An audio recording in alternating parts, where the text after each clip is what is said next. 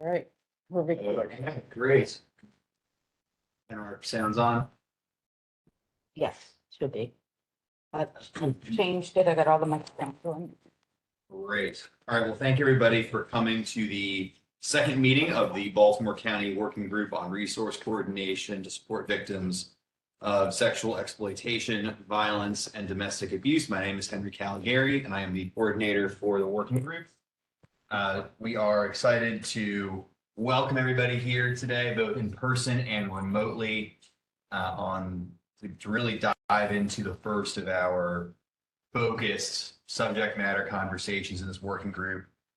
So today we're going to be discussing housing, which was an issue that came up quite a bit during the first meeting and conversations with providers and with both inside and outside of government is the challenges facing survivors with both temporary and long-term housing, looking at solutions that can address both people who are needing immediate help and also the long-term challenges of finding a place to live after they have, in some cases, exhausted short-term services. So we are joined by Director Terry Hickey from the Department of Housing and Community Development. And we are going to also get into a conversation with both the folks whose organizations help provide housing and a chance to discuss policy solutions, ask questions, just go through the litany of options on the table, and again, hopefully get a better perspective for each of us on how housing intersects with your organization or how it intersects more globally. So before we get to that, we can just go around and we'll start in person and then on WebEx if folks want to introduce themselves and say what organization they are with. So like I said, Henry Caligari and coordinating the group, and all. Brian Edwards with the police department. Good afternoon, everyone. I'm Mark Millspaw. I'm the Deputy Director for Social Services at Baltimore County Health and Human Services. And I'm here this meeting because Amy Bollinger-Smith, who represented me at the last meeting, was not available today. So we'll be trading off probably on a lot of these. Rebecca Allen, Governor's Office of Crime Prevention and Policy, new name as of about a month ago. Good afternoon, Juliana Valencia Banks, Chief of Immigrant Affairs for the County Executive.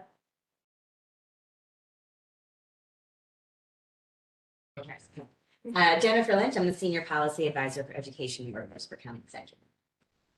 Jean Henningsen, I'm the Senior Director of Strategic Initiatives with Turnaround. And Amanda Rodriguez, our Executive Director, sends her regrets. She's testifying on a labor trafficking bill in Annapolis. Amy Blank with the Baltimore County Commission for Women.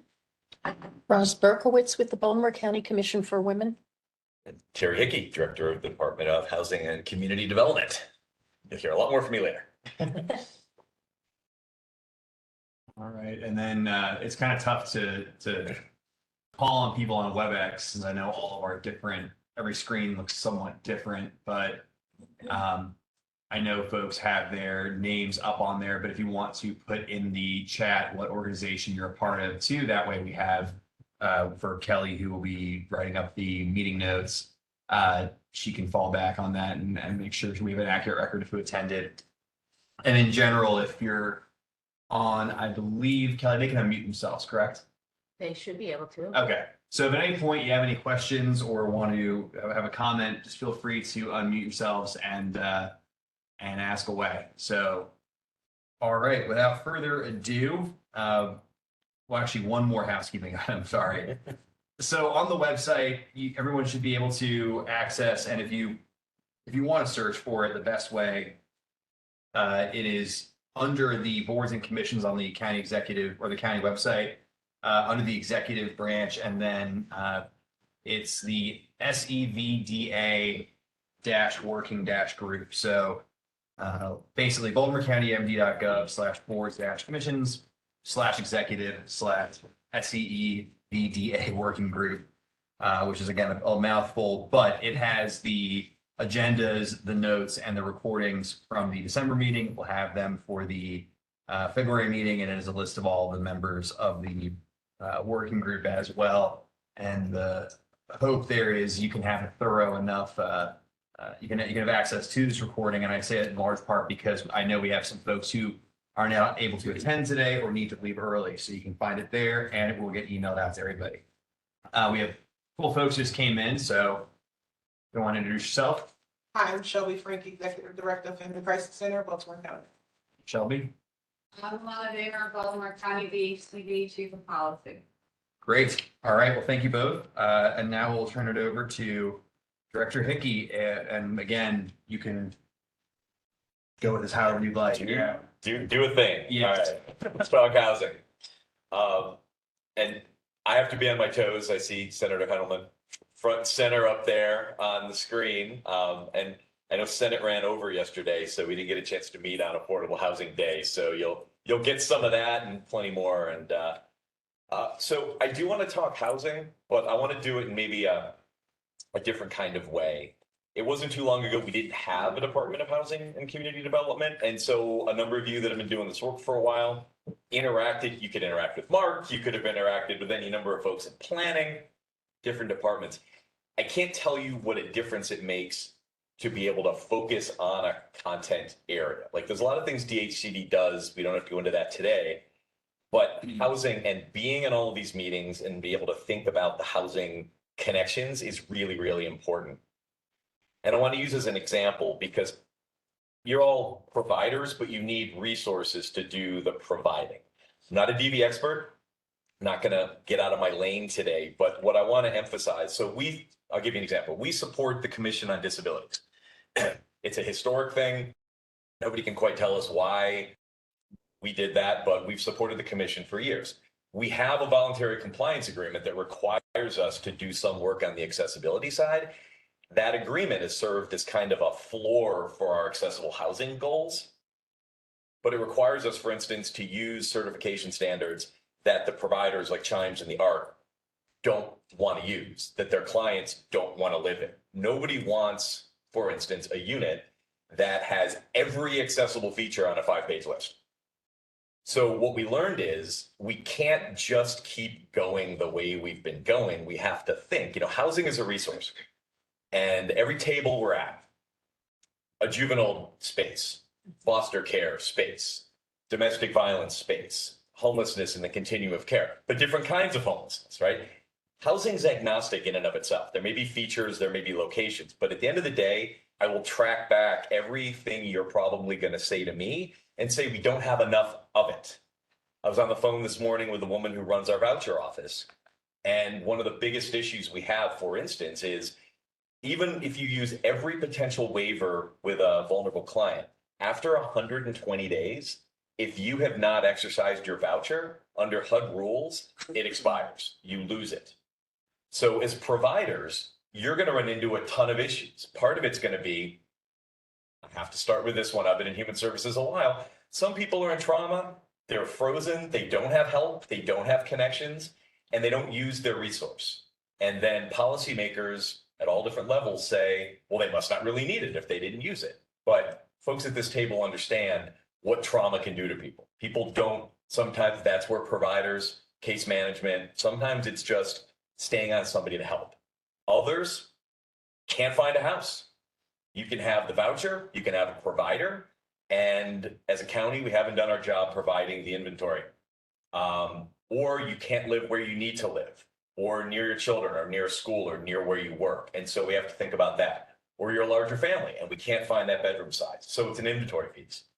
You dig a little deeper, and these are not illegal things, these aren't fair housing violations, your credit just doesn't work. No matter what we do, no matter how many resources you have, your credit is so indelibly damaged, you can't qualify for the unit. Or criminal background checks. There's a lot of confusion down that road. There are still perfectly legitimate, legally criminal backgrounds that will prevent you from renting at a place. So at the end of the day, I'm bringing it up now because this touches on a ton of things that we don't have time to get into today. But the pact we have to make with providers at any table is we need more inventory. We need more inventory, we need more housing all over the county in a variety of configurations, income levels, different sets of features and others, and different maybe new ways of looking at this. Home sharing, ADUs, different types of housing that maybe our zoning doesn't allow or we didn't look at in the past. we need to make that available. You don't want me taking the time to become an expert in what you do for your clients or for those you advocate for, but that's what we need to do. And then we need to focus on the barriers to getting into that housing. And you need to tell me or others, what are those barriers? And we can address those in ways related to policy. I'm a big policy guy. Something that came up in DC over the weekend, the Biden White House is working on eliminating 30 basis points on mortgage insurance premiums for low-income borrowers. We talk a ton about home ownership and about the resources available, but if the insurance on your mortgage premium puts it over what you can afford, you can't do it. It's not worth anything. So they're lowering the insurance rates 30 basis points. It's going to open up several 100,000 people in the country immediately to the possibility of home ownership. So that's my little spiel to say. It's policy, it's listening to you all. I'm going to give you kind of a behind the scenes look at what we're doing right now. I'm not going to try to pretend I get all the work you're doing. So you're going to push back on me for some things and listen. And then I have my, this is our monthly check-in where the county executive grills me on all of our development projects and what we're getting done. So I have to leave to go up to that a little before too. But in general, we're in the middle of a housing crisis. We get to say that word. It's true. Nobody's really pushing back on that anymore. There aren't great estimates for Baltimore County, but if you look at the region, the governor is using the number 96,000 short. I've seen it as high as 120,000. It's a ton of units. I've been joking, and you know those jokes that like aren't funny when you're joking about something? Well, they're not funny joke because they'll say, Terry, how much housing do we really need? The answer is we need so much darn housing. Let's not worry about that right now. We need projects. We need available housing, but it's in the tens of thousands of units in this region that we need for all income bands. One of the interesting things about the work you all do is that you really can't pigeonhole clients. I know when I'm working with a chronic homeless family coming out of a certain arrangement, they need a specific type of housing support. I understand and recognize at this table alone, you could give me 20 fact patterns of what's going on with a client. Sometimes it might just be a market rate apartment in a certain part of town that you can get quickly. And other times there's going to be deep support needed. So we understand that. We need to look at housing stock, and in Baltimore County, perfect timing, Councilman. In Baltimore County, we need to look at a variety of ways to build the inventory. It is, even if all the political stars aligned, and we know that's not the case, we would not simply be able to do new construction in a county where we have a significant amount of what for today I'll call undevelopable land outside the URL and highly built up dense areas within, which is what most of you see, right? You know, and that's sort of around the city. Now, we have a ton that we can redevelop. We also have a ton of old apartments, old buildings, old retail, old commercial that are ripe for redevelopment. And it's kind of a sweet spot because if you redevelop existing areas, you're not carving out new things. And in some cases, you're preserving existing units. We just announced a major deal with Dave Bramble, who apparently the Baltimore Sun only knows as the Harbor Place developer. But he is a developer who spent almost $500 million buying 8 apartment complexes around the state. We were lucky enough that 3 were in Baltimore County, spread through 3 different councilmatic districts. It was a simple deal. Not simple to the lawyers, but it was a simple deal to explain today. He bought 3 apartment buildings with money from Goldman Sachs through Bank of America. We gave a small loan to allow them to renovate the units to make them highly livable because they were old, needed a lot of work. They're going to do new roofs, new balconies, new green spaces. And we're doing a pilot, which is essentially a tax break for 20 years. They're going to guarantee that over half of all of those units have rent that has to be restricted to 80 or 60% AMI. Bam. So think about that. Any of you as providers, if we were to do a deal like this on an apartment building, from the beginning, there is an opportunity to look at doing units in buildings like that are set-asides, depending on the part of the county.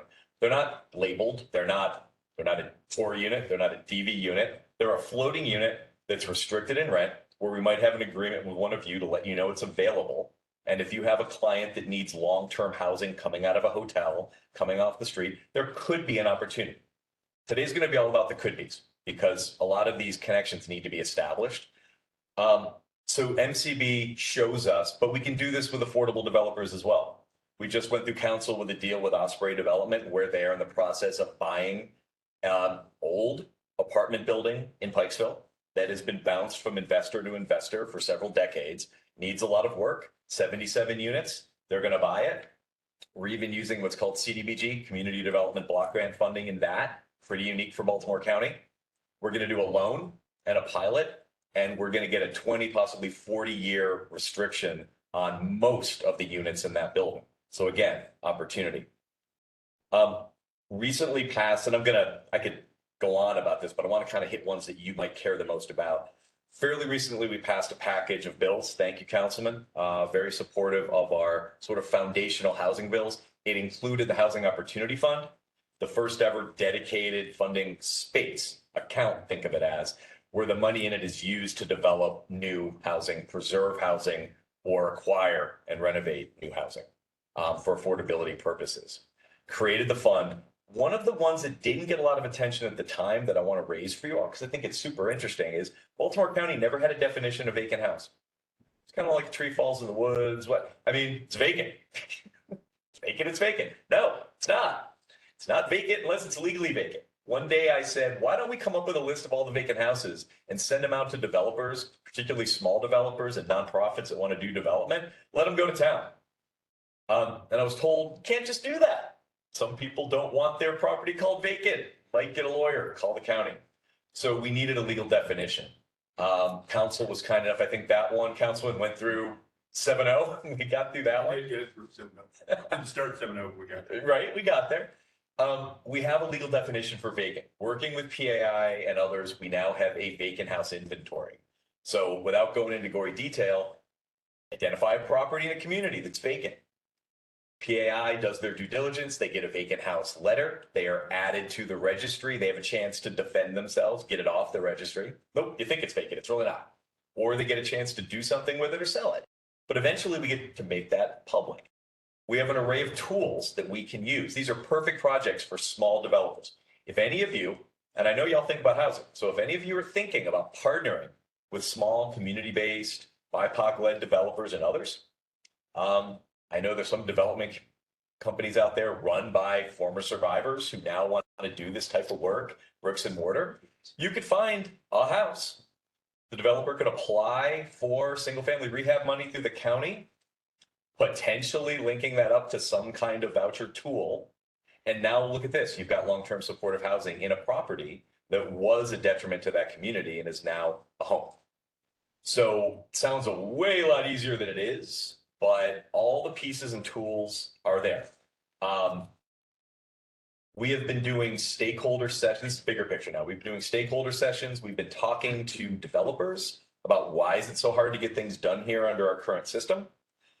I will say, and I know Senator Henneman will echo this, we always say, in General Assembly sessions, it's always the year of something.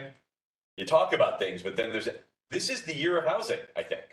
Lots of people yesterday said, Terry, this is really the year of housing. And the governor has brought a comprehensive housing package that is going to be heard next week. The county executive is going to be testifying. We'll all be down there. And a lot of it deals with how to address barriers to housing locally. So we've done a ton of work, hundreds of pages of notes from developers, people trying to rent, people trying to own. I don't want to make assumptions that your clients just need short-term rentals or hotels, right? Eventually, them and their families need a place to rebuild lives long-term, go back to rebuilding wealth. I know enough to know cutting your partner off of wealth is oftentimes part of that abusive cycle. And so you need to rebuild that opportunity. Great way to do that through some of these tools. We've also been meeting with opponents to housing, trying to figure out what is it that you're really concerned about? What can we do? There is a mixed use bill in front of the council now that I will say, and I didn't make these comments to lobby any members of the council directly here, but I'll just say this. We have a lot of old spaces in the county.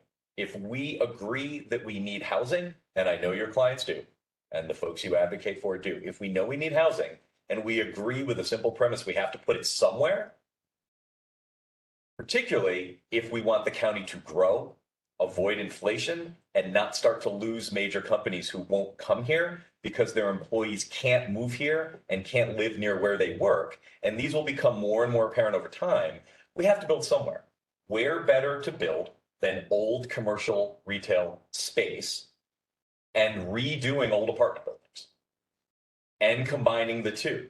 What better place for the folks you work with to find community in true community, which we call it mixed use, yay, fancy term, but it's green space, it's restaurants, it's offices, it's everything in between. Walk your dog, play with your kids, walk to things, walk to the grocery store. It's community. Mixed use is really what we call community. And if you look at mixed use around the country, what really drives success for mixed use? The income from housing. Who becomes the customers? So I used to live under this thing called Silo Point in the city.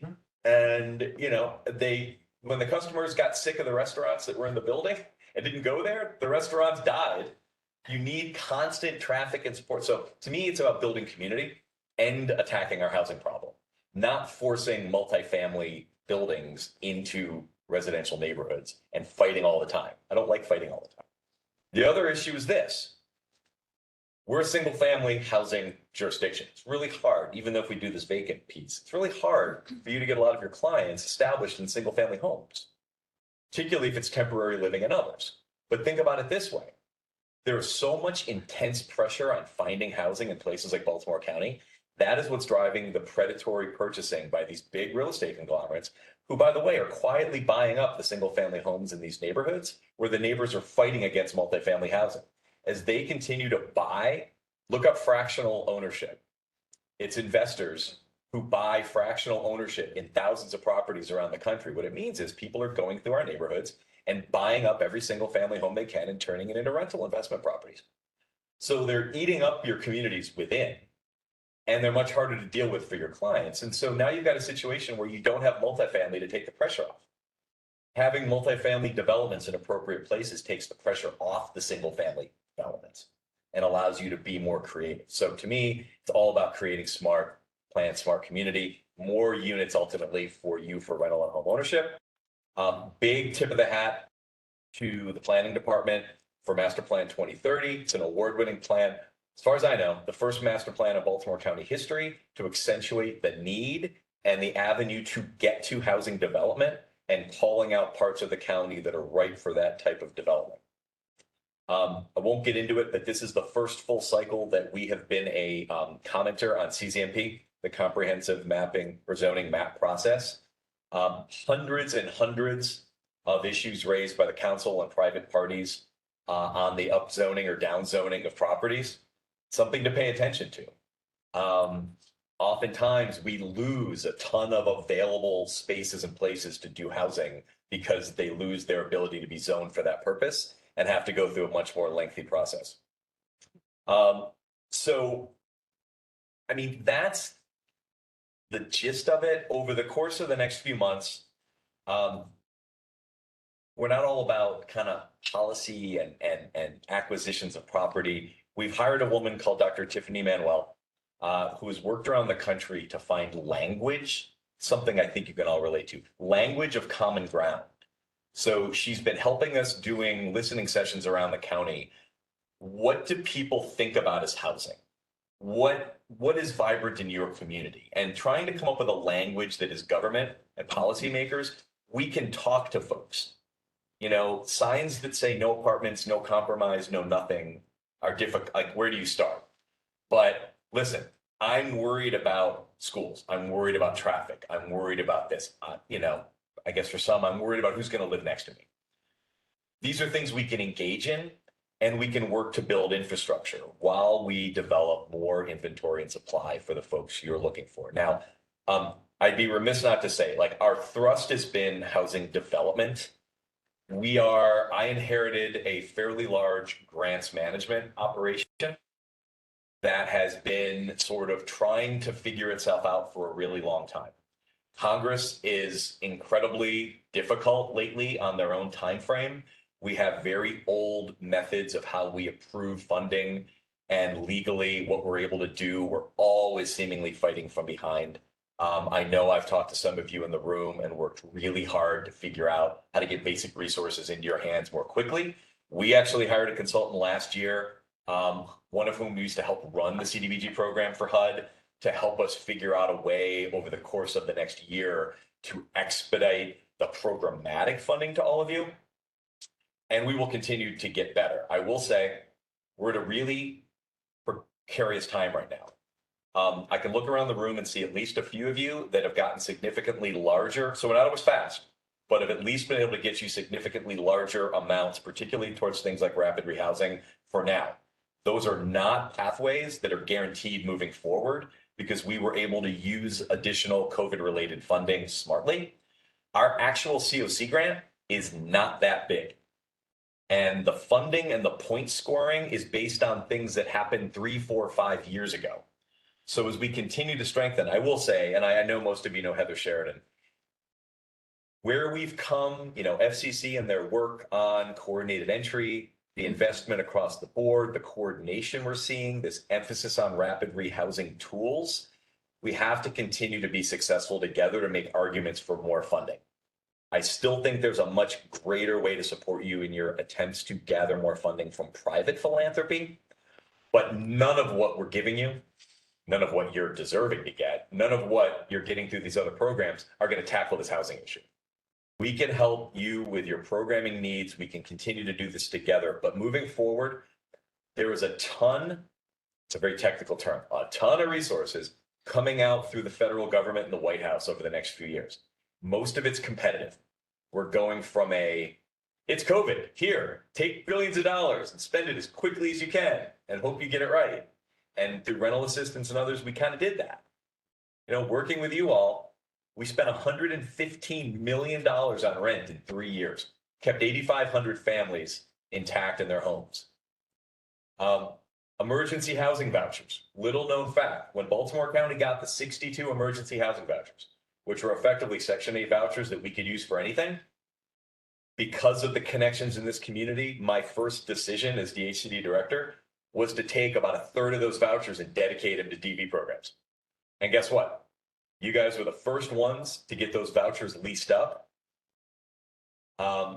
We are fully leased up now. The chronic homeless use of those vouchers were really difficult and tough. DV providers, you knocked it out of the park. And we have a number of families that are housed now because of your efforts. We hope HUD will be doing more in the coming years around this emergency housing idea. The governor has dedicated the money that would come from increased in eviction filing fees to go directly to fund the new state voucher program that will prioritize women with minor children. It doesn't specify, I think, DV at this time, but it does. You could say. Yes. Okay. So there are resources that'll be coming fast. What's going to be really important, and I'll end on this and turn it over to you guys, is we're ready to go out and look for these things, and we're ready to try to protect the resources we already have. Having this community very coordinated around what's needed. It's going to be very difficult if one provider needs one thing, another needs another. If we have to go after competitive funding quickly, I'd rather do it for a consortium need than to try to figure out what one group do we address. So you've done a great job coordinating on your own. I think we need to continue to engage in that, using data to drive what we're going after. But we're committed. NACO, which is the National Association of Counties, we've asked them to keep their eye, but CDBG is being reauthorized, ESG is being reauthorized, home funds are coming out with reauthorization. There's a lot of talk about new flexibility in how to use these funds. So I can't promise anything, but if you're incredibly coordinated in your directives on what's needed, we can target our asks and what we apply for and take it from there. So anyway, big picture, small picture, kind of where we are. Would love to either hear your thoughts, concerns, needs, or anything else you want to put out there. Thank you, Director Hickey. So sure. Thank you. I'm looking at the list now. It's foster children, military veterans, individuals experiencing homelessness, which someone in DV could have onset, a disabled individual and an elderly individual, and then they provide a higher prioritization for a household that has a child under the age of 5 and a pregnant individual. Yeah, I guess just to clarify something before we jump in. One of my frustrations, to be quite honest, but something that has a lengthy road to address, is Baltimore County has a very straightforward voucher program. It is, the Housing Choice Voucher Program is county resident that meets certain income criteria. Everybody on that wait list, essentially with some variables, are considered equal. So we don't have the ability to do set asides for chronic homelessness, set asides for DV, set asides for accessibility needs for people experiencing disabilities. There's a ton of things we didn't do 10 years ago that impact that now, and we're working with HUD. But every voucher so we can't do supportive housing. A lot of what you want to do long-term, you can't do without a voucher tool. That's why you're seeing so much effort in more vouchers, the ability to convert more to project-based vouchers, specialty vouchers, but those all require specialty administration, which means growing staff when HUD won't give us any more money. And our wait list now, let me give you the disgusting stats. Our wait list has been closed because there's about 24,000 people on it. We're trying to do a fair and legal purge without cutting people off unnecessarily unfairly. But it's like a 14-year wait list. So if you're a family fleeing domestic violence, if you are, which is in and of itself one of the most timely needs for housing there is, if you are somebody experiencing a disability, if you're experiencing chronic homelessness, are you going to go try to get on a voucher list when you've heard the rumors that it's a 14-year wait? Probably not. So we need to do better. We need to do more. I will say we are in the process of calling up almost 1,500 new voucher holders because of turnover and getting ourselves in a great place to have vouchers. But those are folks that have been waiting in line. So we'll continue to work on voucher reform. So any of the things you want to do related to supportive, there's a lot there, but just know we're thinking about it and working on it. Excuse me 1 second. Somebody wanted repeat because the microphone. Oh, I'm sorry. I was actually about to send the link to the legislation. It's House Bill 693, the Renter Stabilization Rights Act. Yes, Renters Rights and Stabilization Act of 2024. And when this legislation was going through the General Assembly last year, we actually did request an amendment for domestic violence victims, for those fleeing domestic violence, but that didn't make it into the legislation ultimately. Yeah, a number of other jurisdictions see something like this as a way to bolster their existing housing choice vouchers. We have seen it as a place to have more local flexibility to deal with deeply vulnerable people. And that is sometimes at odds with other jurisdictions, public housing administrations, but we keep going. And I'll put the links to legislation in the chat there. But okay, so being cognizant of time, if anyone has any questions, thank you, Director. And again, as always, if you have any questions that you don't have time to go into, I'm happy to be person in the middle and forward along anything the group thinks is relevant and needs to be discussed that you're upstairs and can't be here. Yeah, and most of the providers here, it's not like we check in with each other once a year. There's a lot of back and forth ongoing discussion, so. But I'm here for another little bit if there's any thoughts. Dr. Hickey, is there possibilities of increasing accessibility to undocumented and mixed status households, families that are survivors? Most of the federal funding for housing prohibits and limits undocumented folks from entering those units, and so the nonprofits that serve them have nowhere to place them. It's a tough one. I mean, ironically, a lot of the emergency funding is a little broader at times or doesn't require the same level. And then at the other end of the spectrum, remember, we generally pay, voucher program's a tough one, but a lot of times the rental assistance was great, right? Because we were paying the landlords. As long as the landlords had business documentation, it didn't matter who the tenant was. But I will be happy to raise that also. Let me see what is being discussed in Congress right now as part of these HUD reforms, and I can get back to this group what's sort of bubbling up right now. It's great. It's a great point. I see on WebEx that Lisa has her hand up. Lisa, you can unmute if you'd like. Thank you. I'm excited to hear about the listening sessions that you're doing with Dr. Manuel, and I'm wondering if we might be able to do one that is specific for survivors, given the unique housing considerations they have when they're also considering safety. That didn't mean anything. What was that? I think if you email Terry, he can connect you with my deputy who's been running point on these.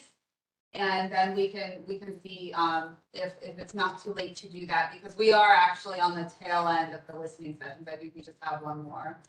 But what I want to state, so part of these listening sessions have been trying to get to the people who aren't preaching to the choir, who have hopefully legitimate thoughts about what troubles them about housing.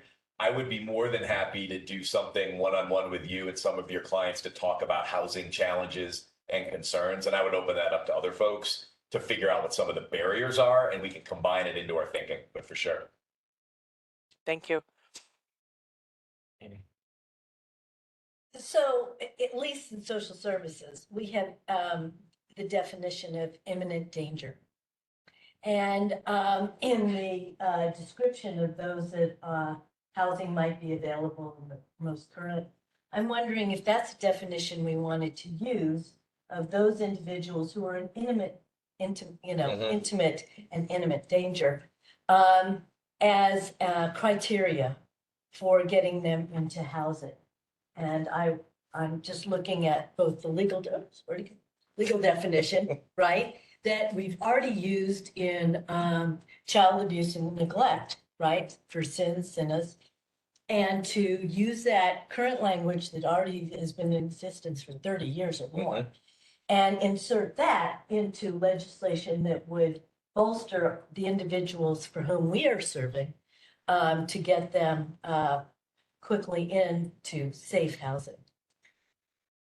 That's, I think, would be a fascinating conversation, because what's going through my head right now is the state housing voucher program would be meant, those would be to approximate sort of your Section 8 voucher, right? And so nothing about the lease up process is what I would call quick, even when the voucher comes up and you lease up. So I think figuring out more about this connection, how do we transition folks from what I know what's used quite a bit of these hotel stays, immediate emergency housing? Are there barriers to that? What do we need to do there? And then how do we transition folks from emergency housing into that, and where do those definitions come into play? Be more than happy to talk about that. Like, I just want to understand the continuum, because simply saying, you know what, your name came up on the wait list, so now you have 120 days to, like, what are you doing while you're trying to find a unit? Who's helping you? Anyway, but that's something I'd be happy to talk through, and we could do a little more looking into. Oh, by the way, though, just be careful. We're talking about a great opportunity to fund the voucher program, but it's tied to an increase in fees on eviction filing. And the last two times, including the Attorney General's bill, were highly unsuccessful at the state, at the General Assembly. Massive pushback on the raising of those fees. So it's anything but certain it's going to happen. But let's hope. And without funding, I don't know what we're going to do with those vouchers. I guess it's an authorized program that won't have funding for the actual vouchers themselves, but we'll see. Director Hickey, are there anything, I think there's probably two layers of concern. One is financial, but the second is safety. And so I think that when we have victims of domestic violence, that it's safety and anonymity and protection becomes more important. So it's not just that I get into a house, it's that can I be safe in that house.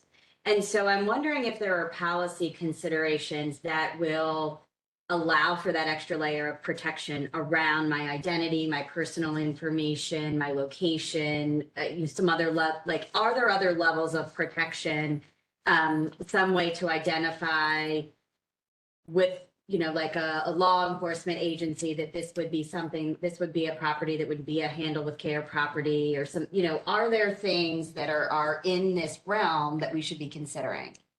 So some in the room may be able to speak to this even better than I can. And I was a law professor once upon a time, but, don't get ahead of my skis on this one. There is a lot baked into the different pathways. It's pretty unprecedented, even under HUD that we are required as a continuum of care, for instance, to have a separate coordinated entry function that operates through FCC. Trust me, it makes resource sharing and other things difficult sometimes, but it is really about anonymity and safety, and making sure that that coordinated entry system continues to grow and strengthen while the core one does is a big deal. VAWA, Violence Against Women Act, has major implications in the voucher space, and there are waivers available to individuals in the voucher program as it relates to DV, and I am not the one to quote you chapter and verse now. I think it would be helpful. So yes, there's a ton of policy woven through all of these different housing rules related to domestic violence. If providers have specific instances where there's a concern, like I see it on the bad side, I'll see a Section 8 tenant say, I don't feel safe in my home, I need to be able to do this. I'm simplifying, we have to allow a voucher tenant to relocate and to break their lease, even if that normally would not be allowed, if there is provable safety issues related to domestic violence, right? That's a pretty major thing in the voucher world, but those things are all guaranteed. So short story, there's a ton in there, but it's not perfect. And we're dealing with private landlords and our ability to hear what's going on. So if there are ever specific instances about safety that relate to policies, please direct them and we'll be all over it. I can just chime in a little bit, some data I was looking at just across the board. Recently, we're seeing at least, and I say at least because we don't get this data from every single client, but at least a quarter of our clients in recent months report that their abuser either has or can easily get a gun. And that's, I mean, definitely underreported because there's also a sizable chunk that just do not share that information with us, or we weren't able to get it for one reason or another, right? So to your point, I hear what you're saying about specific instances, but I think we know enough about the intersection of gun violence and the easy accessibility of guns that we know it's such a huge issue, and it creates a great deal of, okay, even if I'm able to leave, get to, a new home or even if it's temporary, there's still safety concerns, so. Yeah, and that's why I also don't want to pretend like we lean in heavily on the expertise of providers around these safety issues. And I just keep thinking the more flexible we can make housing opportunities that you can take advantage of, then you're in a better position to decide how to create the safest environments in concert with your clients and their families. At least I hope. Hey, can I just ask a clarifying question, Dr.? I interpreted your question to be more about in the administrative processes related to housing, when serving a victim, how do we protect information from becoming available through all the various search engines that are out there for those who want to use that for. Yeah, even in SDAT, if you can do a home, like if I purchase a home, I am searchable in SDAT. Are you familiar with the address confidentiality program through the Secretary of State's office? Victims of domestic violence, sexual assault, and trafficking can have their addresses shielded. They'll get an alternate address, and it's actually put on their ID, and there's I think like a notice on it when law enforcement see it, they don't ask for a different address. And then I think a couple of years ago there was another bill that they can get their deeds shielded as well. Wow, that's pretty. Yeah. So I think that's where I was going to go. Part of the issue with that program is people don't know about it. Yeah. And they do a lot to try to go out and promote it, but A, it's just not getting out there enough. B, we all live in a world now where we rely on computers to do a lot of our thinking and work for us, and those computer systems don't really facilitate the use of that address confidentiality, right? And so, I know in our public benefit system, if you get SNAP or Medicaid or TANF or any of those benefits, we try to use that system to make sure that the mail doesn't go to the wrong address. It goes to the address confidentiality, but it's far from full. There's definitely some work that needs to be improved on that address process, but it is something that exists. But then in the leasing up process. Senator Petalman, there's this bill that notified victims with prohibited people try and purchase a gun. Yeah. That's why I asked. There you go. Yeah, and then to speak to that, Purchase. that shielding process, I asked George, I know the police department has information on that. We can try to publish that out to the group. Director Hickey, one, I know you mentioned some of the housing, work that we did, that you all did and then brought to the council, we were able to pass last year. And you and I have had multiple conversations just generally about housing policy, but not in the context of this work group. Be interested in working with you and your staff. Say, coming from Annapolis and coming here where we think big picture and think how can we affect the entire state, sometimes enabling the county to do something or local jurisdiction. Now that I'm here, where you're hampered or restricted by federal law, especially when it comes to a lot of these things. But my question is about what can we do at the council level to make things easier or more accessible and to have that strategic conversation, so out of this work group and out of these conversations, present changes in legislation specifically related to housing, or have that conversation so then it gets, if it doesn't need to be legislation, a policy that just change. I'm always been a champion of the fact that if we don't need to pass a law to get it done, then we don't need to go through that process. So happy to have that strategic conversation because we never really talked in the context of what this work group's about, and would like to engage with you in that strategic conversation. That's all right. No, that's great. And I think, it's also just about changing the dynamic of what we're talking about as far as why people need housing. Like people need housing for a variety of reasons. And for some reason, and you fill in the blanks, we tend to default our thinking on housing immediately to this vision of the people we don't want in our communities, whatever that may be in your mind, right? I mean, a very upscale developer just did a community interest meeting about an incredibly upscale development in a really cool place. And they've quietly come to us and say, we want to make sure that there's units in there that are affordable for people. And remember, affordable units, like we don't talk about poor people. We talk about like you go to a car dealership, you can't afford the loaded one that was on the commercial. I buy a used car because that's what I can afford, right? If I want that car, I got to get it used. But college loans, we talk about making college affordable for regular folks. Housing, for some reason, there's no middle ground. We default. But, you know your clients, but the truth of it is these are families looking to start over, needing to start over, needing to be near work at school and needing housing and building wealth. And so we can't keep defaulting because my point is that during that community interest meeting with a luxury developer with no mention of affordable housing whatsoever, all the talk was about what if it becomes Section 8? So it's just even there, it's like a default, right? And so these stories of housing and what people need, and then opening up different parts of the county so people just have choice. I will say we're exploring a very interesting, I don't know if there's a policy side to this, we're exploring a very interesting partnership.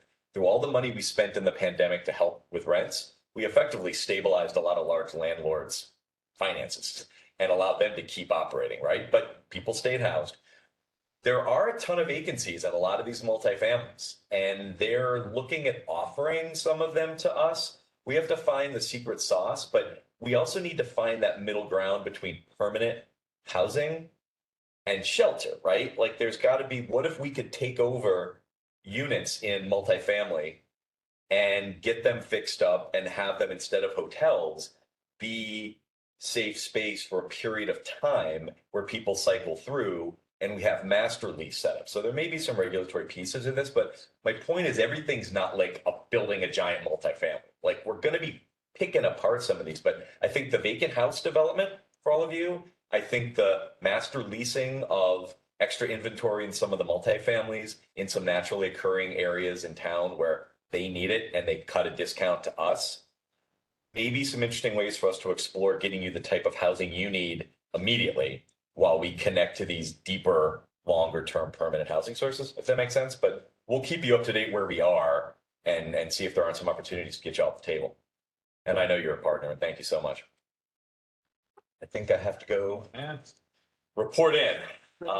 Thank you so much for having me, and Thanks for obviously coming. y'all know how to find me. Thank you, Director. You got it.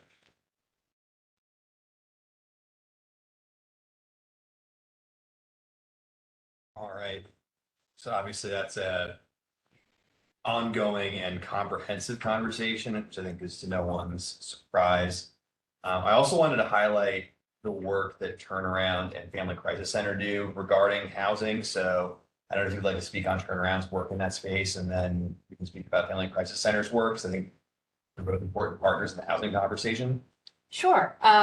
So for those who aren't familiar, at Turnaround, we are, in particular, we work really closely with Family Crisis Center, but we're doing emergency shelter for victims of intimate partner violence, sexual assault, and human trafficking in the county. And, based on those who are screening, high risk for lethality, as Director Hickey was saying, we are using primarily that hoteling model, and trying to do intensive case management with folks to get them to a steadier place after a short-term stay, which is really difficult to do, as we just basically discussed, for all those various reasons. So, but we have our advocacy and resource team that does the intensive case management wraparound services and helps people apply for benefits and get linked to all sorts of different resources, legal support, and then our clinical team also, provides counseling and crisis emotional support as well. And yeah, so we provide wraparound support to folks while they're in shelter, as well as when they exit, if they want to remain working with us longer term. We've typically, over the last couple of years, we've sheltered about, about 150 to 200 individuals, so that including the survivor and children, and about 1,700 to 1,900 total bed nights across those each year. So that's what we've been seeing over the last couple of years. I think that's about what we're on track to do this fiscal year as well. Those numbers were per year across the last. Correct. For the last two fiscal years, our fiscal year is July 1. Yeah. So of the people for whom you've served, do we have any idea about the people for whom we haven't been able to serve? Specifically in terms of getting them shelter? Yes. So, I mean, we certainly serve people in a variety of, kind of a continuum, right? So, for those who we screen and are able to place into emergency shelter, based on, if they're screening at that, high risk, those are the people that I named. So you're saying if they don't kind of screen at that, or because if they screen as high risk, then we're going to be placing them in a hotel. Yeah. And if they don't, but they still need some sort of resource, we're going to connect them to a resource. Remember, we're using a coordinated entry system though, so you're getting referrals through. Right, or we might be working to refer them to. The coordinated correct. entry would be the place to try to capture that data. Correct. About. To make sure they're linked to some resource, whether it's through us or through FCC or, right. Because we're talking about increasing to meet a demand, but I'm not sure we know what that demand is, because going back to a definition of those for whom need imminent safety versus those that need long-term and so on. We've been talking about data, right? And connecting the dots. And so I think that at one point, I hope we have that conversation about what's all the data and what's all the dots that are going to give the director and all of us at the table an idea of what we're really talking about, right? I think and Shelby can talk about the coordinated entry part, but one of the challenges with this population, this phenomenon, is there are people who choose not to pursue safety for a whole variety of reasons. And some of that might be they don't want to go to a shelter, correct, right? Or to a There's hotel, always a drop. even if we had. And so, Yeah. there's some of this is perceptions of what the system can and can't offer that might impact decision making. There's a whole bunch of other factors with that decision making.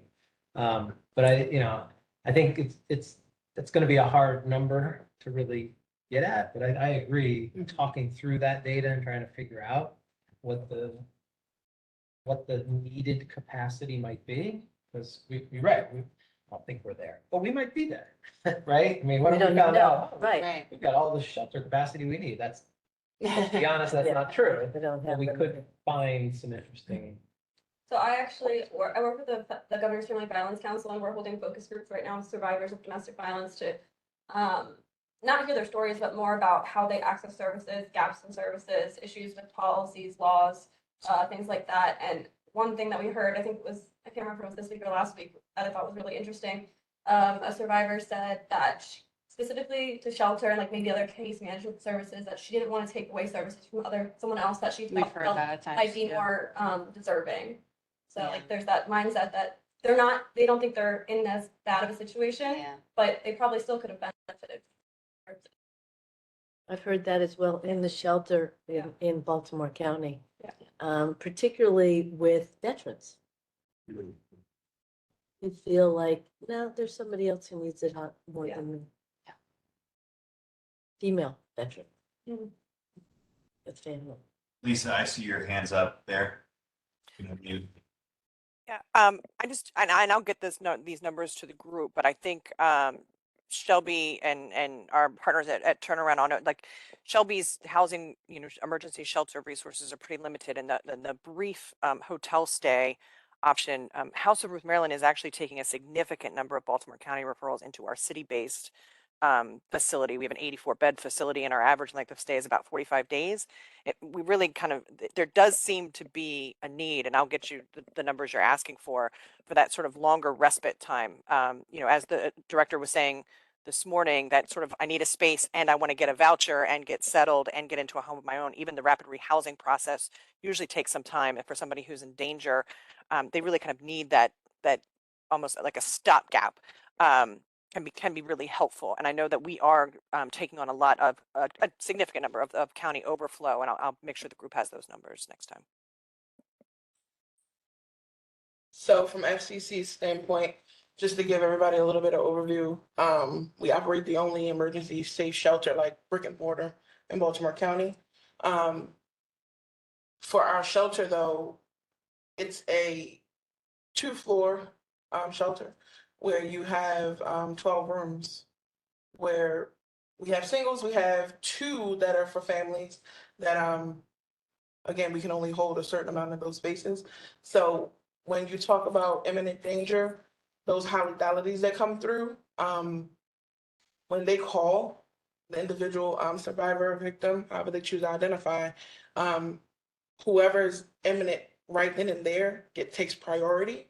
And one thing that I wanted to speak to is the gap in services when it comes to housing in general.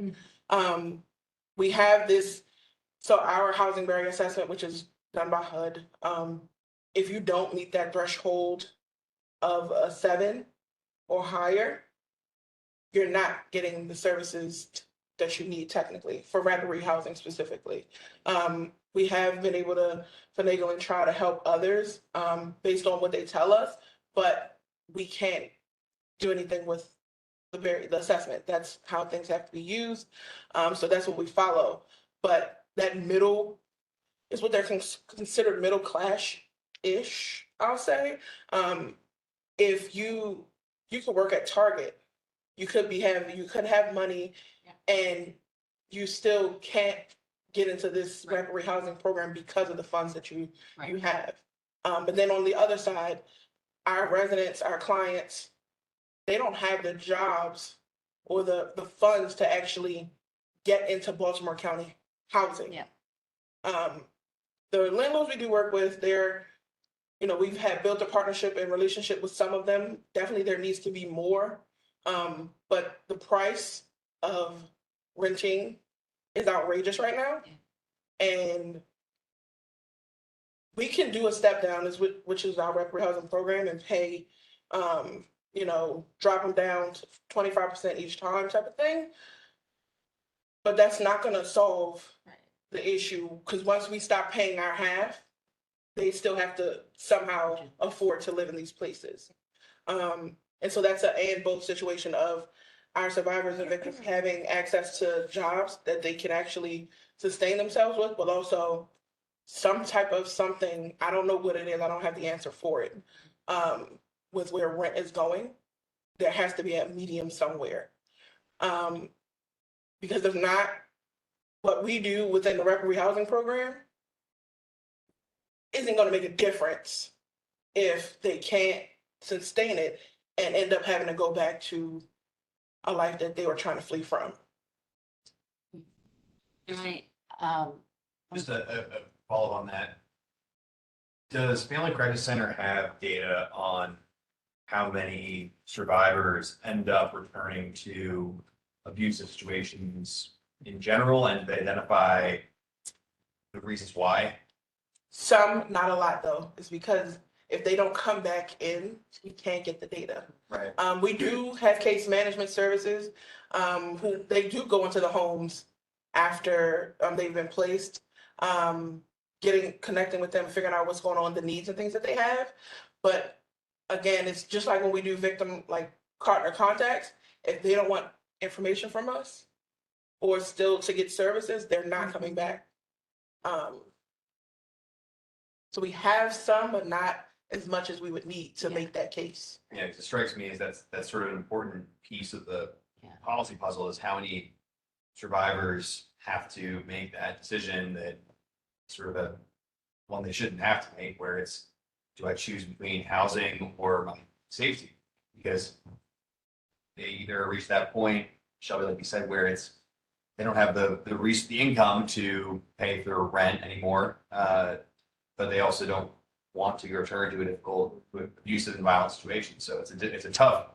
I mean, without that data, I think there's kind of we can kind of intuit it, but I think it's tough to get an idea as to what numbers we're talking about here.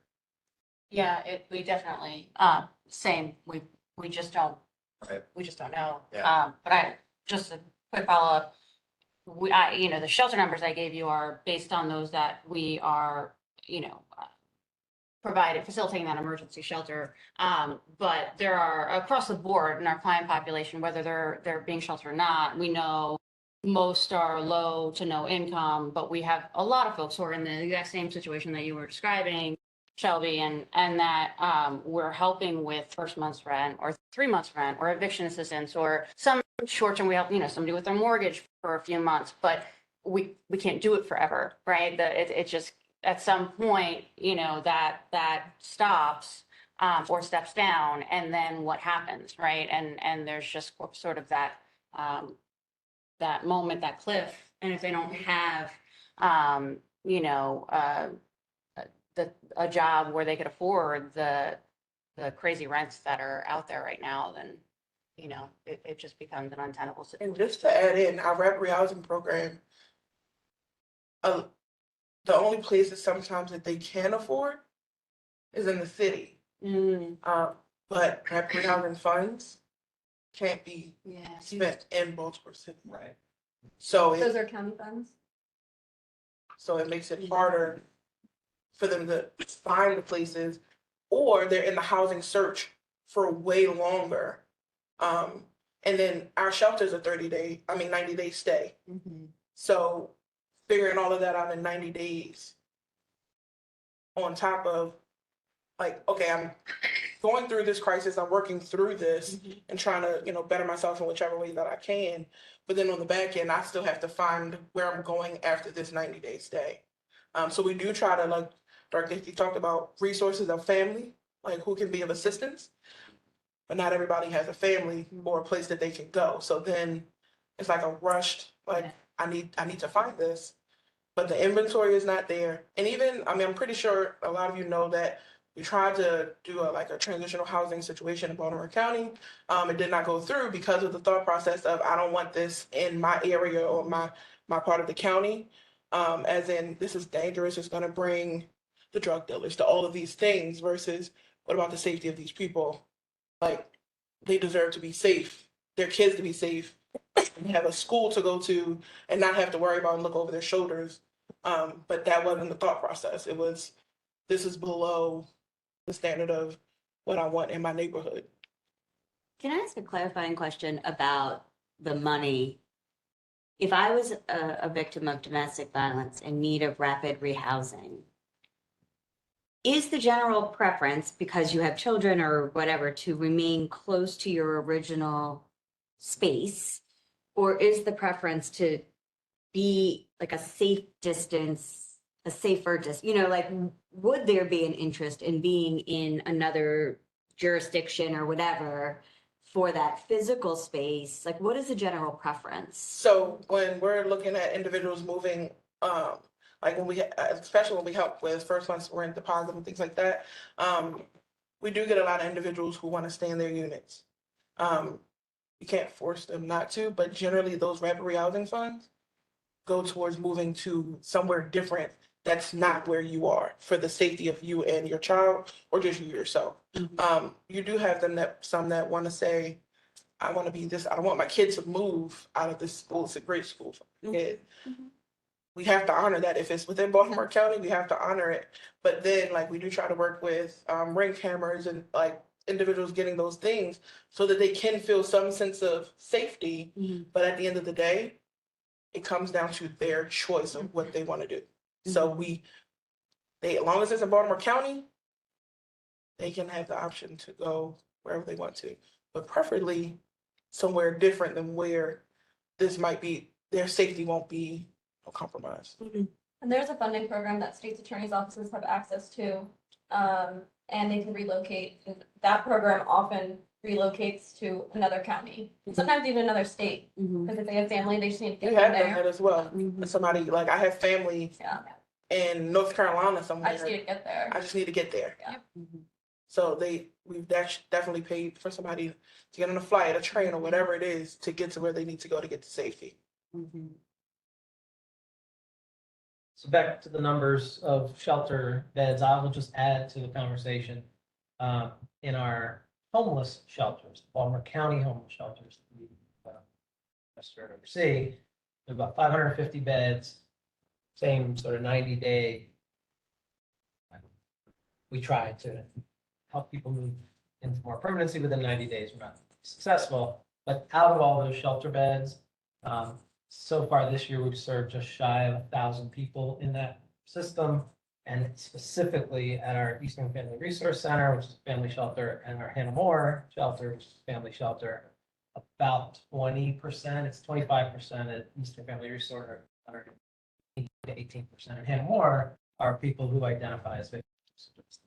So to the same point Lisa made about House of Ruth, other systems are sort of filling the gaps that might be left because we don't have dedicated space for victims.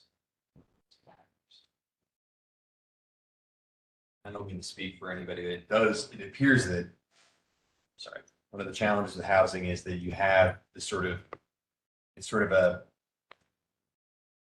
it's got lots of different aspects to it, which again is sort of obvious, but you have the challenge of both short-term housing and also the longer-term solutions, which I think Director Hickey noted is obviously we have this challenge of space, adequate shelter space, adequate short-term space, and then also the challenge, the more systemic issues that he noted about housing supply writ large in the county. So I think in terms of looking at what this working group can propose, and this is a good segue into our meetings down long term. One of the thoughts in talking to a few of the folks in this room has been that we would draft that this group would essentially endorse not a prescriptive, like this is what must be done, but here are ideas that the council and the state, our advocates in Annapolis, our members of the General Assembly can look at as potential solutions to address it. On the housing issue, to me, I'm taking notes during this, what jumps off the page for me is challenges with housing supply and the need to, and again, I don't think it's necessarily something where we need to come up with a decision now, but what I'm hearing is concerns about supply, concerns about the length of time for funding for some of these programs in terms of how long are these funds available, and in general, a sort of rigidity with the programs where there's not a lot of flexibility, right? Whether it be looking at different jurisdictions where a person can move using county funds. Or the length of time that a person can utilize a program. I think those are some things I'm hearing, but I want to kind of direct the conversation there just because I think for the purposes of looking long-term, identifying some of those challenges is useful. So, and being cognizant of everyone's time. If there's any other areas that I'm missing, I'd like to make sure we highlight those in the notes. I want awareness, so of rights for housing, being like evicted from your housing, just awareness of it overall of the process that goes within like housing and DV work in general for the victim. We do have advocates that are actively doing their jobs, but just making it more aware for whether it's the policemen that go out and do their jobs and knowing like, oh, this is a process that you can go through if they're evicting you, or you shouldn't be evicted right now because you're a victim of domestic violence. Your landlord should be allowing you to stay here, things like that, or you should be allowed to break your lease. Making sure that that is known. I don't know how you do that without the person that causes harm, picking up on that information as well. But I think that it's a thing that needs to be put out there. Right. And so improving awareness, I mean, that was something which I think part of the purpose of this meeting was to, in a small way, address that too, because when this work group was first convened, I don't know how much of the thought was on housing being part of the challenge versus other services, because that became very clearly one of the major issues last meeting. And I think that is obviously, it's something we need to address in the county, because if survivors don't have the options to turn somewhere else, that's obviously, it's intuitive. If you don't have anywhere to go, that really limits your options if you're trying to get out of a violent situation. So I'm also wondering, I know we have a lengthy name, but resource to me is the ultimate. And I'm wondering if we could also zoom out just a bit. And I'll use an example. We have local management boards, right? They're all in every county. And the strategy behind that is that we pool the funding of all the child serving agencies, right? In order to do family preservation, right? To do prevention and early intervention, which we know we never have the money for. We only have the money for when people are in crisis and for legal purposes.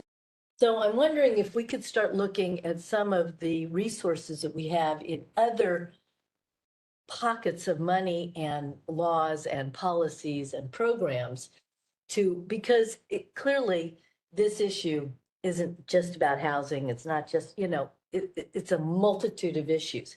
And I'm wondering if we could think more broadly about some of the other social services, educational services, pooled funding that we could utilize in other departments that have, that are relatable, right, to this particular issue, or these families. I think that's more difficult when we have individuals as opposed to families, children, right?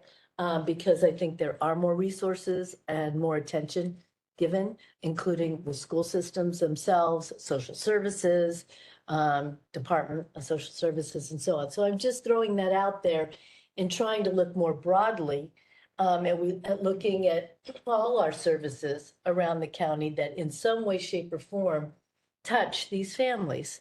And are there pooled resources we can utilize, including the dissemination of information, not just the financial resources that we can collaborate over, that we could start looking at. I'm just throwing it out there. I don't know them. Well, I know them only in terms of the local management boards, but. sure. I think that raises a good point here, which is that none of these topics or meetings are sequestered, right? I mean, housing overlaps with every other element of what a survivor goes through, because talking about go to the court process, there's the concern that's going to come up about the again, the housing implications of making sure that survivors know that you can get use and possession of the family home in cases that they know what's available out there. If they're looking for a protective order, what short-term temporary housing solutions are out there. So there's a lot of overlap. This is not meant to be the only time that housing comes up, certainly, because it's going to overlap with a lot of the other topics. But I want to make sure before we move on to looking at that next meeting, that if anyone else has any thoughts, anybody, whether their organization is in the housing space in some capacity, wants to share their work that you're doing, or if there's any questions for Family Crisis Center or turnaround in terms of that overlap, because part of the goal here is also to have a forum for where the providers and partners can have that conversation with others who are in the same space. So so we started the conversation around capacity, right? How many beds, right, do we have available? But I think, and then that led to some discussion about what prevents people from choosing to take advantage of those services. I think there's a lot more we can talk about around that. Sure. I mean, I know the one that my team bring up routinely is the whole issue of someone doesn't want to leave their pets. And our system generally doesn't support you going into shelter with pets. So there's that kind of issue. I think, and there's probably 10 more of those that we could talk about. I don't know if we have solutions to it, but I think, get them out on the table and sort of talk through ideas around them. I don't know if there's a possibility of getting direct input from people who've used this system, and maybe some who have chosen not to use the system.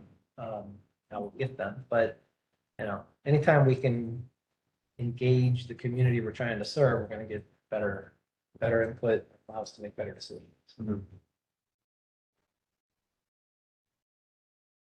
Are there any other common thread lines that we hear from people who choose not to use the system? Pets is one of them, but are there any other ones that may be deterrents for people to utilize what is out there? Cultural competency and language barriers. Yes.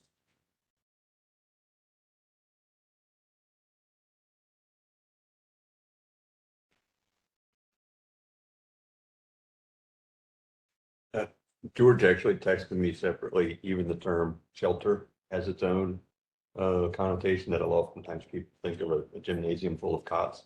And I don't know, unfortunately, they've moved on to the next meeting, but we'll just throw that into that whole language study is being able to figure out how to do that where it doesn't create its own barrier.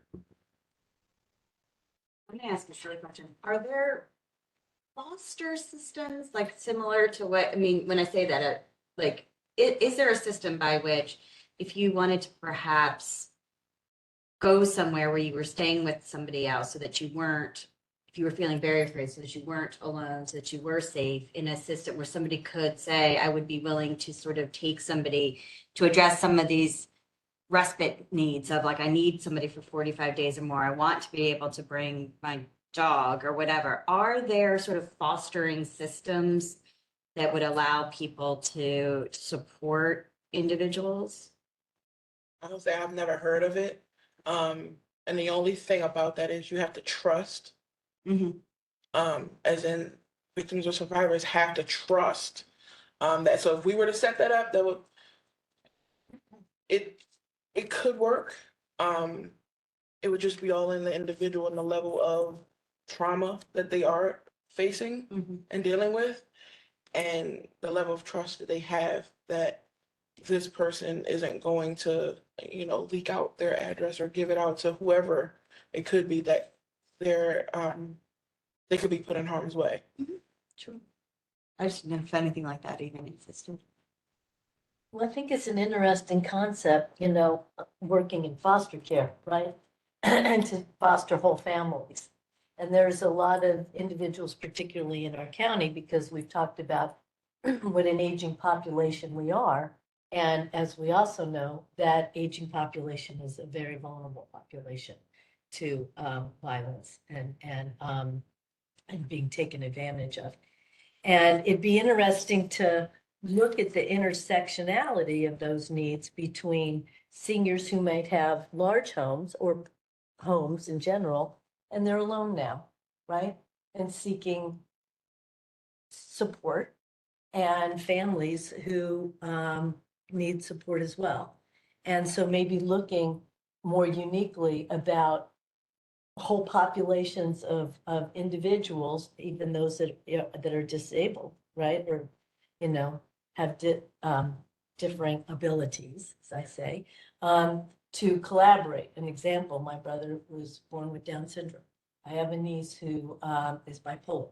They needed housing, and there's a variety of resources, but they're not creative and collaborative, right? And then I know women who have big homes and no families living in those homes and would really love a family to care for and love. So I think that would be a fascinating strategy to start looking more broadly at different vulnerable populations that could co-locate and coexist together in a safe and supportive environment. I think safety though would be the big concern. And the amount of training that would be needed for the person hosting, I think there'd be a lot of potential issues there that would have to be figured out. I think the broad idea of other types of, potential populations that maybe this could work with, Thanks for us from personal experience in my previous life. The number of times situations like that have lasted for about 2 days, because once you actually get in it and you're dealing with a family that has significant amount of trauma, the amount of work and the emotional and financial commitment, it goes out the window. The intention to help, I think, is definitely there, but it's something that has to be flushed out really well with all of the security of the victims so that they aren't re-victimized. We saw examples of it happening with unaccompanied minors that were being released into the care of temporary foster families, and the foster families were running around and abusing the minors. So I get very leery in that. Not through the local social services system. That's a federal system. Speaking. Where I thought you were going to go with that question, though, is there is at least one organization that fosters pets, and we've tried to utilize that to help people temporarily put their dog in a foster home while they go into shelter. Very limited success so far, I think, in using that, but I think building that system would help. I know we have certainly. No, I was just gonna say, I mean, if you are experiencing trauma, then separating from something that is a support and comfort would sort of add that additional layer. So yeah, I mean, I think that's a fantastic thing. It's like, how do you get even more creative to keep everybody intact? The Maryland Network Against Domestic Violence is actually housing a workshop on housing people and pets in crisis in April. I can send the information to Henry. It is in person, and it's partnered with the Red Rover Foundation, which I know there's like several programs can get funding. They have through a them. grant out actually for that. Yeah, so I think they might be talking about like the grant opportunities. I'm not sure. And for our shelter, we actually do accept, so our shelter isn't built out to house dogs, as in we don't have like a run or anything like that for exercise, but because we know that a lot of times that pets and animals can be used as a tool, we accept them with their person to come into shelter. But again, we don't have like a facility to like accommodate a whole mess of animals. Yeah, Garrett County used the Red River Foundation and bought like a whole facility. I would say it can house a horse, because a lot of people out there want to take their horse and their goats or sheep because they won't leave without them. Mark, how long does the current agency that is being used, how long will they keep a pet for? Do you know? I don't know the answer to that. Probably varies based on the foster. Yeah, and in some cases, it can, I know sometimes it's long-term, sometimes that becomes an issue. Getting the pet back. So yeah, that whole system probably needs to be looked at. And I don't think there are like foster care, right, for children, there are rules and regulations, lots of oversight. That system doesn't have No. that kind of oversight. It's a lot of nuances that have to go into it as well. In a shelter setting, you have people from all different walks of life. So if we have somebody in there that allergic to whatever it is, we have to keep that in mind. All of those things, come into play. Question as it relates to the three main providers that we have, East, West, Central, as it relates, I guess, to housing, but I think it would relate to almost any other topic that we cover. Are there parts of the county process in particular, but the county process, the state process, and the federal process, where you find yourselves literally directly competing against each other for funding? I guess the whole process. I mean, really, like realistically. A lot of the funding, I mean, you can speak to this as well, but like right now, VOCA, it just dropped. It's a competitive It's all competitive. grant that we all have to apply for. It just changed this way, Yeah. but we all have to apply for it, and who gets it type of thing. That's how it goes down. And then also what are the needs that you're directly doing? If, from your viewpoint, obviously it's something you're very familiar with. From your viewpoint, is there a way, regardless of whatever the barriers are to get there, is there a way to get from individual applications for VOCA to a county level application for VOCA? I would imagine the path from here to there is a tough one, but have you ever thought of that, or thought how that could happen? What was the question specifically? Whether there was a pathway to get from the three individual organizations applying for VOCA to a county level application. It's way more than three. Yeah. So I'm VOCA, about to say, Lisa, you got me. I mean, given the center is Baltimore County, if you're thinking about it that way. But I know Baltimore City, police, or state's attorney's office, police, one of them applied for VOCA funding in the past and like. The city, yes. And Several then they ward- just several- distributed it, several- yeah. several programs. But they stopped doing it. But honestly, I don't know if that's the best way to go. All the programs are they're different, but they're the same. Yeah. And then we do some of the same services, and we offer some of the different Some services. different stuff. And we're So- multi-jurisdiction, so I don't know how that would work. And yeah, the city police did do it, but they stopped doing it for one reason or another. So I don't know, from their perspective, maybe it didn't work. I don't know. but I just to pick up on the thread there. Let's not get into the challenges of doing that with VOCA. The idea of having some sort of a strategic body that involves all of us to be able to talk about how we're going to prioritize resources, I think is root of this, right? Like, so instead of, hey, I'm gonna go submit a grant application to VOCA and I'm not gonna talk to anybody about what I'm doing, the folks at GSP, I hope, make sure there's not unnecessary duplication, but we may end up, somebody might think they have a brilliant idea and they're solving a problem that the rest of the system represented in this room might not see as a priority. And then we end up getting funded for that, and really, we should have gotten together and focused on housing, more shelter beds, or whatever. So the concept of that, I do think is of value. I don't know how we get there, because it is, gotta be honest with ourselves, it is competitive. And I think that's the nature of where I was going with the question, and I think everybody knows there's no offense meant by this, but the county in general counts on a consistent product being delivered across the county, but through the individual efforts of the organization, right? Incredible organizations, incredible individuals, but it really, it's random, haphazard almost. If it weren't more coordinated, then I mean, I think we're very fortunate that it's worked out as well as it has. But is there a way to strengthen the overall county response that way? We got a hand up there. Yes, Lisa. Looking out, Shelby, thank you. Yeah, I think I completely agree. I mean, one of the challenges I think we have in Baltimore County, and now I think it's echoed in Baltimore City again, is sort of what is the resource map? What does it look like? What is each organization kind of boots on the ground actually doing? Because I think you've got multiple organizations saying, we're comprehensive in this jurisdiction or nearly comprehensive in the jurisdiction. And there's just a lot of overlap of services that we're providing. And, thinking about, like, can we just start by saying who's doing what and where, to figure out how we can streamline this a little bit? Because,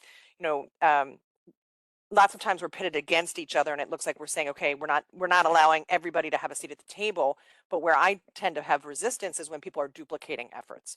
If we're paying two organizations to replicate the same thing, means we're supporting two infrastructures of two organizations to duplicate efforts versus, this organization is really great at this, let's do this. This organization is really great here, let's do that. And we're seeing it in both of the jurisdictions where there's just duplication.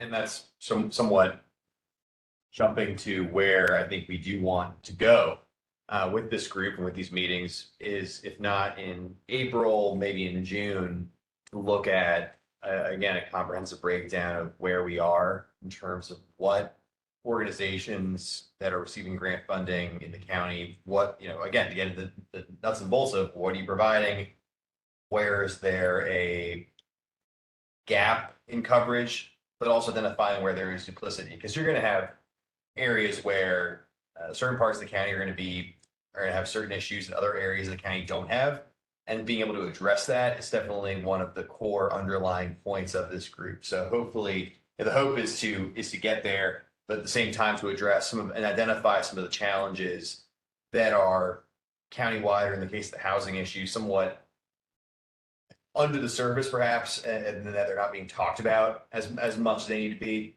And then pivoting to that conversation on where the money is going now, where the resources are now, and where they can be maybe redirected or double down on. Lisa? Yeah, I would just ask that we tweak that a little bit and expand that to not just who's getting county funding, but who is serving county residents, because those are two different pictures, I think. That is true. That is true. Because there are groups that don't receive grants that absolutely do receive, or that do help out with providing services. So that is a hope to move on to at some point in the spring. And the internal conversation had been to look at potentially June for that. We don't want to have that ask be, hey, next meeting, come prepared to discuss what your organization does in 2 months, pull that all together. Understand that everybody here is doing that work, and that is exhausting in and of itself. And the fact that right now it is during the session, so groups like Turnaround are very actively involved and engaged in lobbying in Annapolis, and so we don't want to put too much on everyone's plate. So we're looking at, again, April or June as the date for that. Another issue I wanted to flag for potentially April's meeting, which we don't have the agenda obviously finalized for that yet, but looking in part and bringing in representatives from our colleges and universities in Baltimore County, because they are an important part of the survivor framework. They provide services on campus in some cases. They work with the providers in this room as well in many cases, and what they are seeing as trends, either good or bad, in terms of what are there cases of, are there incident loads increasing? Are they decreasing? Has it been unchanged? Are they seeing trends within that may be useful to know? Because again, it's not to say that those trends continue out to the rest of Baltimore County, but certainly they can. And much like with housing, I think it's part of the conversation that is sometimes not brought up, quite frankly, as much. That the conversation is focused, as it oftentimes should be, on families and people out in a adult relationship setting, but it absolutely impacts children as well. So I think the thought is to look. I'll be circulating dates just like I did for the first two meetings. That seems to work out well. We've had, again, I appreciate everyone's responses. They've been quick, so I can get the room reserved and we can bring in people. So look to bring in representatives from all the colleges and universities in Baltimore County. And the hope would be for June to get into a conversation on the actual data on the services that are being provided by by groups. So I want to give, again, plenty of advance notice on that, but at the same time, I think that we don't want to jump into that without kind of addressing some of the issues that have come up in both first meeting, my conversations with each of you in this room, and also what I think in the case of the colleges, they're not members of the working group. We want to be part of the solution because they need to be, and they're going to be part of it one way or another. So I say all that not to end the conversation abruptly, but being cognizant of everyone's time in this room. We have until 3 o'clock today. So I don't want to give time for people to share their thoughts on that or on any other issues they think should be brought up at one of the future meetings. Colleges and universities with BCPS also be an entry point? Do we see I interaction? think we need to, bring them in as well. That was something the chief I know mentioned at the first meeting. Just the changing trends with young people.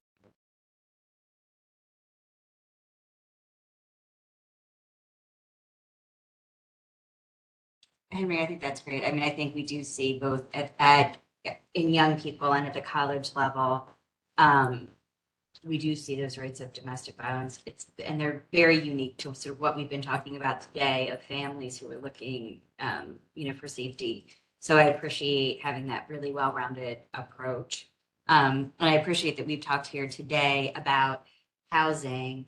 And what I continue to think about as we're having all of these conversations are sort of like, what are the policy inflection points? Like, what are the barriers that, our partners in the council, our partners in our Annapolis delegation can help with? So, we've talked about, they've sort of trickled out a little bit today in terms of that inflexibility and timelines. But I almost wonder if it isn't helpful to have a more pointed focus on like, what are the barriers that we face by policy, practice, or law that are impeding us from doing our best work, and being very sort of thoughtful about that, because I think that there's an opportunity then just to impart some different recommendations. Sure. And I think that again, just kind of game plan this out for the rest of the year, I guess, is to have that conversation and to roll it in, I think, also with some of the other challenges that groups are facing. Because I think that addressing housing on its own, it could absolutely fill. I mean, you could do an 100-page rundown of here are the challenges in housing alone. But I think having that be part of the broader conversation as well. Because I think some groups are obviously the ones that interact with housing more directly are going to have more to say about it. But I do think that as we move from identifying those challenges come June and moving into the summer and fall, I want to make sure we do keep that as a part of the conversation. So we're going to be, again, the notes and the reporting are going to be available, and I would encourage, and I'll circulate those too, because I think as we move into that, we want to make sure there's not like, oh, we talked about this in February, so that's done. Because the housing issue, I think, is, again, identifying those inflection points is really crucial. Whether it's a supply issue, whether it's a awareness issue. I think as we move into that conversation in June too, it would be beneficial if everyone in this room could look at how housing interplays with your group's role and the work you do. Because I think that it's kind of that 8,000 pound elephant in the room where it's what happens when a survivor looks for next steps, right? It's going to involve housing at some level, no matter what. I wrote a note down and just thinking about from my perspective too, and different roles on the work group, and thinking about next steps, even when there are recommendations or even just from the work that we do, suggestions that are being made, whether it's policy or legislative. And I don't want to oversimplify anything. When I work with vets, the issues that folks were coming to us for, or coming to me for, started becoming repetitive and knowing where to go. But for them, not being familiar with the system, it made it easier to create a flow chart of entry into the office, requesting service, and then branching off to mental health, education help, healthcare, those types of things, and then branching off again into what they needed to do in order to receive those services. And then it started getting complicated into individual experiences. But it also helped me find what barriers were once we started going down one of those paths where they hit a barrier to getting their healthcare benefits. And sometimes it was personal, sometimes it was institutional. But then reaching out to the VA as a rep and helping them guide them through that process to get them to those services. I don't know if that exists related to domestic violence. And in terms of just the county, not thinking too broadly here, but just thinking about in terms of one, visuals, but also helping to try and, for me too, pinpoint where are those barriers in the county, like you were talking about as well, that can either need to be fixed either through policy or through legislation, or even at the state level that needs to be done above us. Would be helpful for me too, just because it's not the world that I live in, but wanting to find and be an ally in fixing an issue. Sure. Whether that's like a tangible thing or worth pursuing would be helpful for me. And I know it would also be helpful in the future conversation with my colleagues about, why we're focusing on this area versus something else, and being able to pinpoint it directly, saying, well, in terms of the process of receiving services or trying to receive assistance, this is where a bottleneck is that we've identified from the work group would be helpful. Yeah, I think it's a great idea, Councilman, and it's something that internally, looking at that we could do a better job of at the county level, I think is providing just even like a splash page on the website of, okay, I'm looking for information on services with zero prior knowledge. I think a lot of people are going to interact with the system. If they're a survivor of it, if they're a first-time victim or survivor, they don't know where to go. They may not know the names of the organizations that are providing the services in the county. So I think that is absolutely something which has jumped out to me, just personally, as a thought of something we can do a better job of, and also tying that into, again, for policymakers being able to say, okay, here is where there is that bottleneck, like you said, or here's what's available and here's what is not available. Conversely, like here's what the counties are providing through the police department, through our private partners, through social services, through housing, but here's where what's not. That gap can be identified, and making it visual, I think is just, personally, I agree. I'm a visual thinker, so anything that can be laid out that way is going to be helpful, and I think that applies to a lot of people as well. So I agree with that entirely. I also want to insert in here AIP, Abuse Intervention Services, and making sure that it's at this table and talked about, and making sure that somehow, some way, because I don't know all the data around who's getting referred to AIP and who's not, but we know that anger management is not the best way for those individuals to get services. So coming up with or brainstorming, getting data on who all is actually being referred to AIP, because I don't know who all thinks of it this way, but AIP is a victim service. Yeah. Just like victims need services, the abusers do too, because otherwise they will continue to abuse. And the Family Violence Council, we do have a work group to increase data at the level of parole and probation, because that's where the majority of the referrals come through, or oversight. We are struggling with their data management system, so hopefully, but it's a priority of the council, so hopefully we can get that fixed and get some data. Great. So the DVRP program is run through my department, and the referrals flow. So you said in June, we're gonna go do a deeper dive into data. So I was gonna ask earlier, and I got one right. Like, what are we looking for? And is there gonna be, prior to that meeting, will we get can we put some thoughts down as to like what everybody wants to know? Sure. And yes, sort of share that collectively, and then we all can try to figure out how to answer those questions with whatever data we may or may not have. Sure, absolutely. That's a really great starting point, because you may have questions, and if we have no data, that's a really fantastic starting point to say, that's probably where we need more data. It would be nice to do maybe a survey or a brain drain, however you want to put it, to figure out, right, what types of data are we actually looking for, and including behaviors and services and financial or funding streams. I mean, breaking it down to every thing, as well as census data, which shows, and police reporting, and where people have lived, have been served.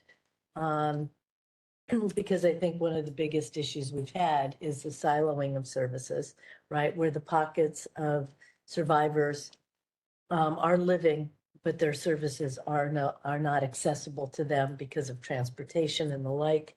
So I hope that we could, when we do a survey, so to speak, it's looking at all of that, including accessibility, affordability, and actually, where are our families? How many of them are moving, or how many really want to stay embedded in a community that's generational for them and comfortable?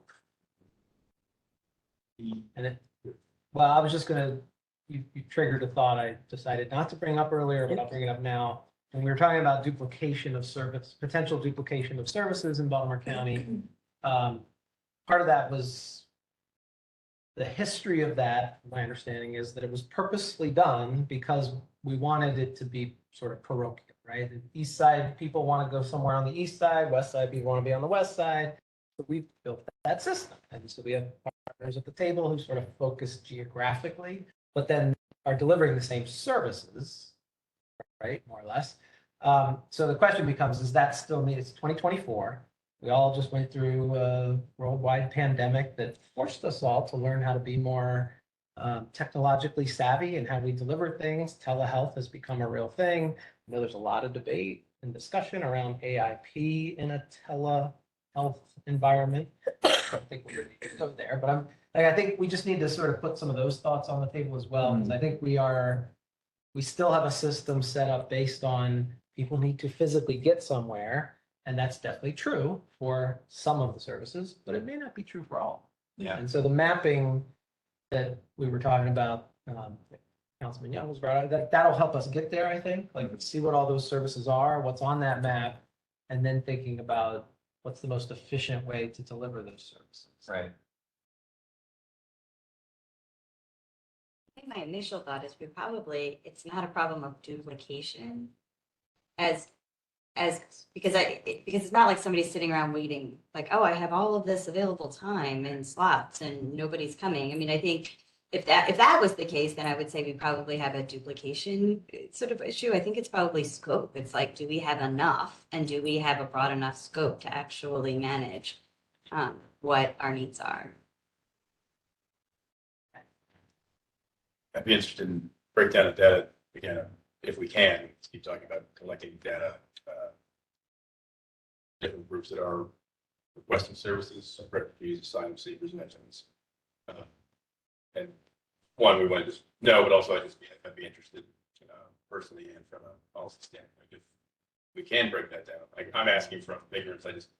If we have that data or we don't, or if it's possible to kind of deep dive into it, or with data we do get to see it like way up. I don't think we do, but I think we should ask that question and dig into what we have, and figure out what's there. I also think figuring out what the resources are that are available to serve those particular groups who are so marginalized for various reasons. And looking at what organizations that are not at this table are providing those services.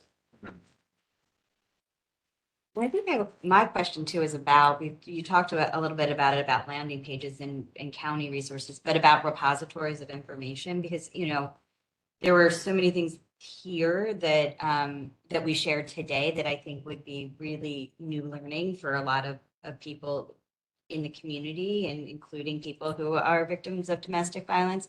I have questions of, like, if I have to go into the rent, if I become a rental property owner and I become registered, do I get information on sort of my legal responsibilities if somebody would to say they were a victim, like you were saying, like, do you even know that you shouldn't, like, but are we giving that information to our property owners as well? Like, what I don't know that I personally have a good understanding of is what is already available and what processes are already in place in order to do that gap analysis. And I think that's a great point, is that it can provide a much clearer picture of what we are doing and what we're not doing if it's just laid out like that. I think providing that as a one-stop shop online for like, here's the services and here's walking through where you can go to. And also, like you said, helpful for the people who aren't survivors or victims, but are involved in the process, because if you're renting a property and you're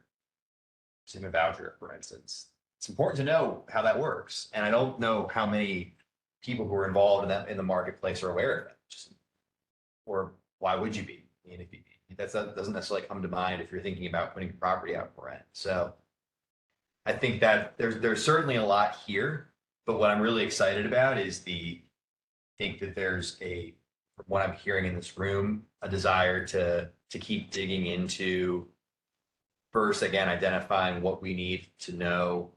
And then from there, once the information's out there, I think we can get into the next steps about coordinating it, seeing what's available and seeing what can be done differently or better, or what we can double down on in the case where things are working well in Baltimore County.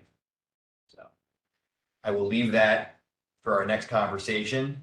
So in terms of immediate next steps, just pulling up the agenda here, I will be again shooting out one of the Google Forms for the purposes of scheduling the April meeting, which again, we're looking at for April, the conversation with education, BCPS, and the colleges.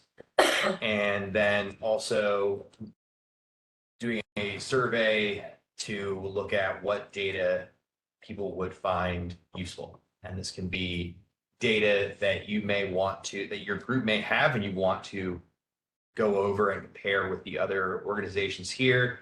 If you're an advocate, maybe data that you would be interested in seeing, policymaker, similar story. But I will flesh that out and we will circulate that as well. So thank you everybody for coming out here on a Friday afternoon to talk about I think a really important but difficult topic. So I appreciate that. And we will also, Kelly will be working on getting the recording available, and the information will be on the website and circulated via email as well. So thank you all.